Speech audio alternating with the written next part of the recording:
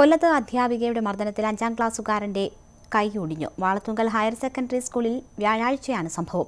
പ്രധാന അധ്യാപികയുടെ റിപ്പോർട്ടിനെ തുടർന്ന് അധ്യാപികയെ സസ്പെൻഡ് ചെയ്തു. ക്ലാസ്സിൽ വെച്ച് തറയിൽ വീണ പേന കുനിഞ്ഞെടുത്തതിനാണ് തന്നെ അധ്യാപിക മർദ്ദിച്ചതെന്നാണ് കുട്ടി പറയുന്നത്.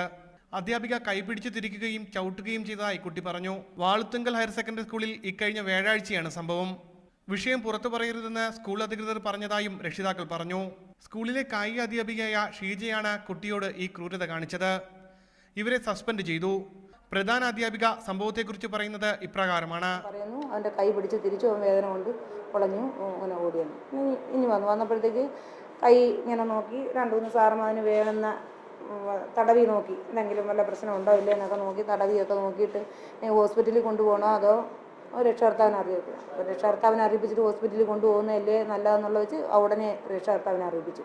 രക്ഷകർത്താവ് വന്ന് ഹോസ്പിറ്റലിൽ പോകാൻ സാറന്മാരുമായിട്ട് വരാം, കൊണ്ടുപോകുന്നോ എന്ന് ചോദിച്ചപ്പം പറഞ്ഞില്ല, ഞാനങ്ങ് ഓട്ടോയിൽ കൊണ്ടുപോകാമെന്ന്. കൊണ്ടുപോയിട്ട് പിന്നെ രാത്രി അവർ ഹോസ്പിറ്റലിൽ കൊണ്ടുപോയപ്പോൾ ആദ്യം കൊണ്ടുപോയ ഹോസ്പിറ്റലിൽ നിന്ന് ഒരു എക്സ്റേ എടുക്കണമെന്ന് പറഞ്ഞു. എക്സ്റേ എടുത്തപ്പം കൈക്ക് പൊട്ടലെന്നല്ലേ പറഞ്ഞു, പൊട്ടൽ ഉണ്ടെന്ന് പറഞ്ഞു. അധ്യാപിക ഷീജയ്ക്കെതിരെ മുൻപും സമാന പരാതി ഉയർന്നിട്ടുണ്ട്. ന്യൂസ് 18 കൊല്ലം.